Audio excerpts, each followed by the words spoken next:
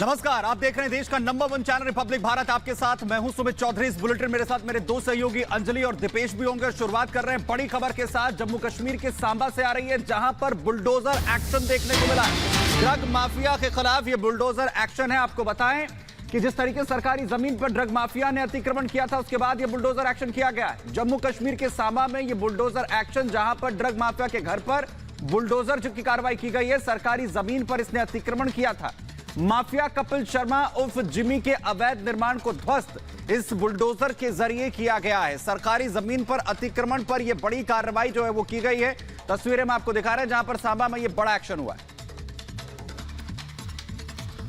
जम्मू कश्मीर के सांबा जिले के बीरपुर इलाके में जम्मू कश्मीर प्रशासन की तरफ से बड़ी कार्रवाई की गई है। आपको बता दें कि एक जो ड्रग माफिया है उस पर कार्रवाई करते हुए प्रशासन की तरफ से जो सरकारी जमीन बताई जा रही है उसे जो खाली करवाया गया है। बुलडोजर एक्शन जो है वो जम्मू के सांबा जिले में देखने को मिला है प्रशासन की तरफ से। आप देखेंगे ये जो घर है इसे बिल्कुल खाली करवाया गया। बताया जाता है कि यहाँ पर एक fake drug de addiction centre जो है वो चलाया जा रहा था। इस मामले में 12 फरवरी को एक गिरफ्तारी हुई थी, जिसमें कि ड्रग माफिया जिसका नाम कपिल शर्मा अलियास जिमी बताया जाता है, जिस पर कि 17 से ज्यादा मुकदमे दर्ज हैं, उसे जो है वो गिरफ्तार किया गया था। और उसके बाद जब बैकग्राउंड और फोरग्राउंड चेक किया गया तो प्रशासन की तरफ से एक बात सामने आई कि ये जो सरकारी लैंड है, तकरीबन 1 कनाल से ज्यादा जो जमीन है उसे इसे ने ऑक्यूपाई किया था, जिस पर एक ड्रग डी एडिक्शन सेंटर चल रहा था। ये जो आप जमीन देख रहे हैं यहाँ पर एक स्ट्रक्चर बनाया गया था, जिसे कि बुलडोजर की मदद से कल डिमोलिश किया गया। सरकार की तरफ से कहा गया कि आने वाले दिनों में बाकी जो ड्रग माफिया हैं उन पर भी कार्रवाई की जाएगी, क्योंकि स्टेट लैंड को कब्जाया गया था। किस तरह से इलीगल मीन से ये पूरा जो प्रीमिसेस है उसका इस्तेमाल किया जा रहा था, ये आरोप सरकार की तरफ से लगाए गए हैं। और अब आने वाले दिनों में माना जा रहा है कि इसी तरह के बड़े एक्शन जो हैं वो जम्मू कश्मीर में देखने को मिलेंगे, खासकर उन लोगों के खिलाफ जिन पर कई मुकदमे दर्ज हैं और उसके साथ साथ सरकारी जमीन जो है उन्होंने अपने कब्जे में रखी है। सरजीवन कुमार के साथ Gursimran Singh, Republic media network. तो जम्मू कश्मीर के सांबा में ड्रग माफिया की अवैध इमारत पर बुलडोजर एक्शन लिया गया है। इसी से जुड़ी 1 मिनट में पूरी खबर देखिए। ये जो तस्वीर आप देख रहे हैं ये जम्मू कश्मीर के सांबा की तस्वीर है, जहां कुख्यात ड्रग माफिया जिमी की अवैध इमारत पर बुलडोजर कार्रवाई हुई और उसको जमींदोज कर दिया गया। बताया जा रहा है कपिल शर्मा उर्फ जिमी बीरपुर इलाके में फर्जी नशा मुक्ति केंद्र चला रहा था। पकड़ा गया ड्रग माफिया कपिल शर्मा उर्फ जिमी पर हिंसा, ड्रग सप्लाई और धोखाधड़ी जैसे कई गंभीर आरोप लगे हैं। माफिया की अवैध इमारत सरकारी जमीन पर बनाई गई थी, जिसके बाद प्रशासन ने स्थानीय कानून प्रवर्तन की सहायता से अवैध इमारत को ध्वस्त कर दिया। कपिल शर्मा उर्फ जिमी पर हत्या के प्रयास, नशीले पदार्थों की तस्करी, अवैध हथियार रखने और स्नैचिंग सहित 17 FIR दर्ज है। एसडीपीओ की देखरेख में पुलिस ने कपिल शर्मा उर्फ जिमी को गिरफ्तार किया और फर्जी तरीके से चलाए जा रहे नशा मुक्ति केंद्र से 15 पीड़ितों को रिहा कराया। जम्मू कश्मीर सरकार अवैध रूप से अर्जित संपत्तियों को वापस पाने के लिए आगे की कार्रवाई के लिए ऐसे अपराधियों की सूची तैयार कर रही है।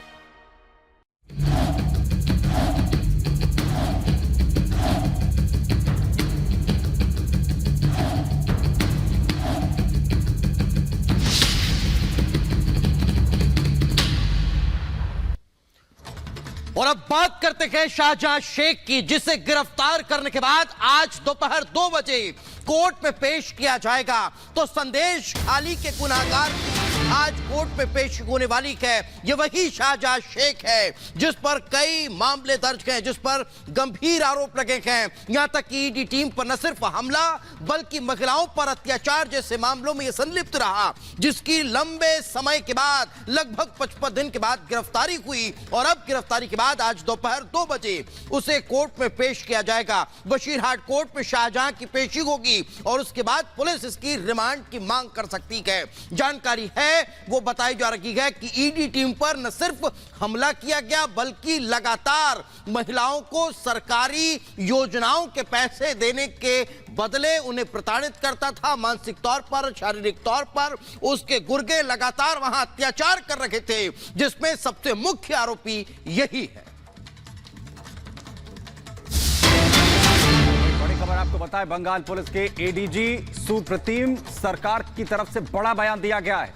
स्टे की वजह से गिरफ्तारी में देरी हुई। एडीजी का कहना है कोर्ट की रोक हटने के बाद हमने गिरफ्तारी यहां पर की है, लेकिन ईडी पर कोई बाध्यता नहीं थी, यह भी एडीजी की तरफ से कहा जा रहा है। दरअसल 55 दिनों के बाद गिरफ्तारी शाहजहां शेख की हुई है। Sections will find from court, but Sheikh Shahjahan, one of the principal accused in a case which happened on 5th January 2024, where ED officers were assaulted during the course of a raid they were conducting in Najat police area.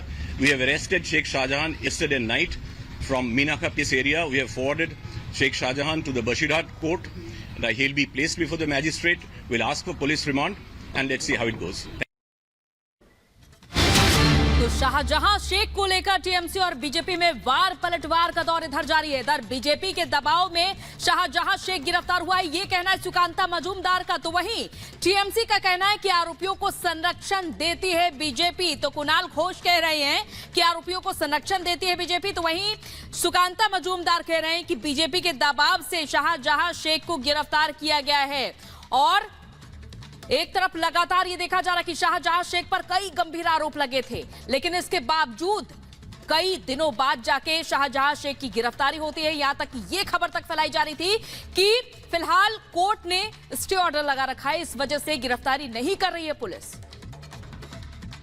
देखिए, Bharatiya Janata party की लगातार आंदोलन की वजह से ये सरकार बाध्य हुई शेख शाहजहां को गिरफ्तार करने के लिए। पहले से तो ये सरकार डिनायल मोड में था, एक्सेप्ट ही नहीं कर रहा था कि ऐसा कुछ हुआ है। तो हमने पहले से ही बोला था, मैंने पहले से ही बोला था कि सरकार को बाध्य करेंगे, घुटने पे ले आएंगे कि शेख शाहजहां को गिरफ्तार करने के लिए ये बाध्य हो जाएगी। आज हमारी आंदोलन की वजह से, भारतीय जनता पार्टी के आंदोलन की वजह से और संदेश खाली की माता बहनों की आंदोलन की वजह से सरकार बाध्य हुई है, ममता बनर्जी बाध्य हुई है शेख शाहजहां को गिरफ्तार करने के लिए। देखिए, शेख शाहजहां को अरेस्ट कर लिया है स्टेट पुलिस। हमारा लीडर अभिषेक बंदोपाध्याय, उन्होंने बोला था हाई कोर्ट के राय के 2 पैरा उसके लिए ही स्टेट पुलिस का हाथ पा बांधे हुए है और एक्शन नहीं ले सकते हैं।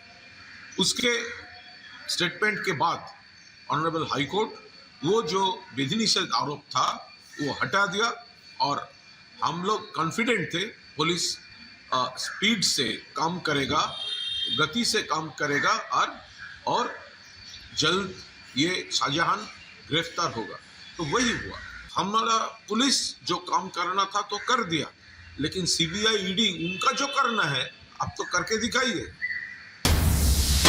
आपको बता दें, शाहजहां की गिरफ्तारी पर राज्यपाल ने प्रतिक्रिया दी है। कहा, आशा करते हैं कि कानून व्यवस्था की नई सुबह बंगाल में होगी। खुशी है, अच्छी चीजें हो रही है, यह हर किसी के लिए सबक है। राज्यपाल की तरफ से यह प्रतिक्रिया दी गई है। आपको बता दें कि राज्यपाल सीवी आनंद बोस ने मंगलवार को एक पत्र मुख्यमंत्री ममता बनर्जी को लिखा था और 72 घंटे का अल्टीमेटम भी दिया था।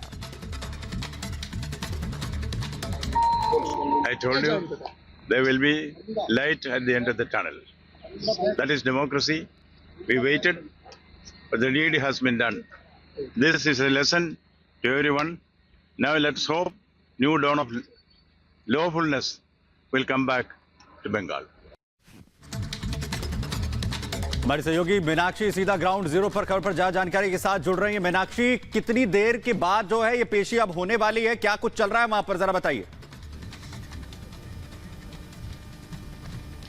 बिल्कुल, अभी जो वक्त है वो ये बताया गया है कि शाहजहां शेख की लोअर कोर्ट में पेशी होने वाली है, बशीरहाट लोअर कोर्ट में, जो कि 2 बजे के लगभग होनी है। और ऐसे में सबसे अहम ये हो जाता है कि देखिए 55 दिन तक जो अपने आप को शाहजहां टीएमसी का नेता बताता है, जो टीएमसी का नेता है वहां पर, वहां की इकाई का प्रमुख है, वो किस तरीके से गायब हो जाता है। और 55 दिन तक आखिरकार उसकी भनक कैसे नहीं लगती है बंगाल पुलिस को। हालांकि अब ये बंगाल पुलिस के खाते में बड़ी सफलता है कि भनक लगी है, गिरफ्तार उसे किया गया है और अब बशीरहाट कोर्ट में उसे पेश किया जाएगा। क्योंकि लगातार कलकत्ता हाईकोर्ट सख्त से सख्त टिप्पणी कर रहा था। ममता सरकार से सवाल भी पूछे जा रहे थे कि आखिरकार शाहजहां शेख क्यों फरार है, कैसे फरार हुआ, आपको इसके बारे में भनक क्यों नहीं लगती है, कब उसे गिरफ्तार किया जाएगा। चुनाव में बंगाल में जो हिंसा हुई थी, चुनावों के बाद उसे मुख्य अभियुक्त बनाया गया था शाहजहां शेख को, और उसे लेकर के भी कलकत्ता हाईकोर्ट ने टिप्पणी की थी कि जो व्यक्ति पहले से ही मुख्य अभियुक्त था वो फरार कैसे हो जाता है। उसके बाद 5 जनवरी को जिस तरीके से ईडी की टीम पर यहाँ हमला किया जाता है, केंद्रीय एजेंसियां पहुंची हुई थी, उनकी सुरक्षा में सेंध लगाया जाता है, उन पर हमला किया जाता है, तो उसे लेकर के भी कलकत्ता हाईकोर्ट ने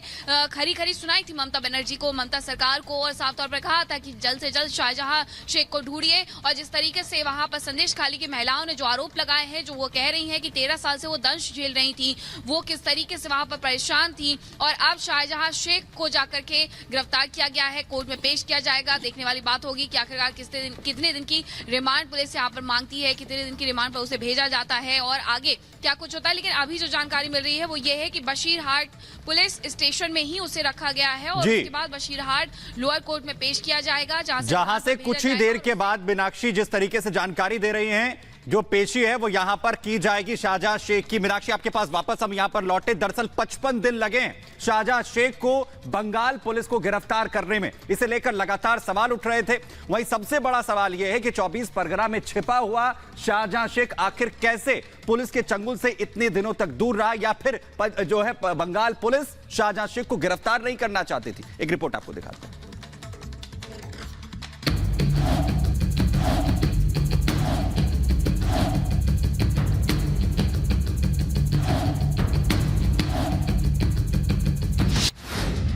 कोर्ट की लताड़, शाहजहां शेख गिरफ्तार।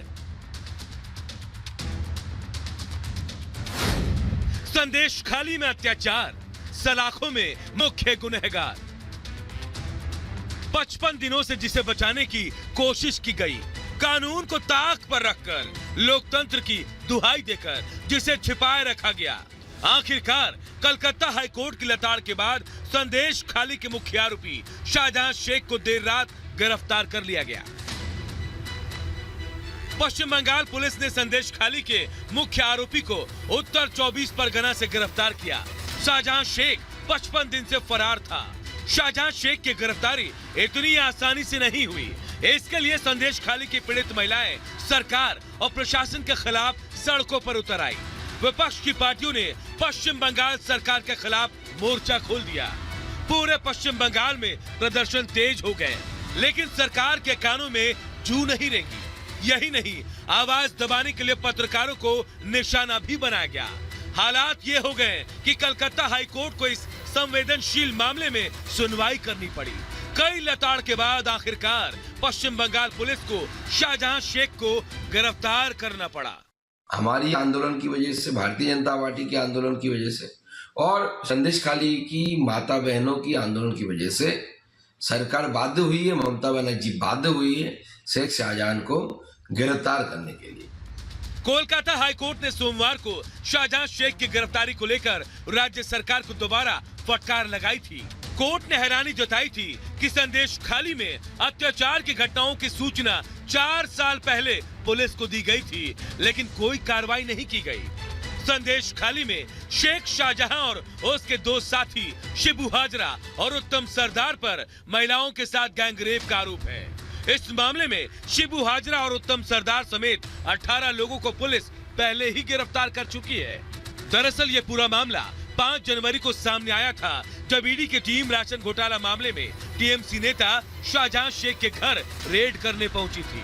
तभी भीड़ ने ईडी की टीम पर हमला बोल दिया था, जिसके बाद बंगाल सरकार और शाहजहां शेख कटघरे में आ गए थे, क्योंकि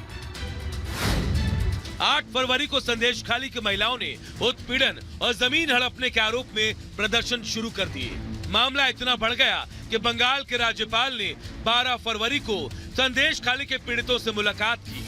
मुख्य आरोपी की गिरफ्तारी नहीं होने पर कलकत्ता हाईकोर्ट ने 13 फरवरी को इस मामले में संज्ञान लिया, जिसके बाद पूरे पश्चिम बंगाल में बीजेपी समेत कई विपक्षी पार्टियों ने विरोध प्रदर्शन किया।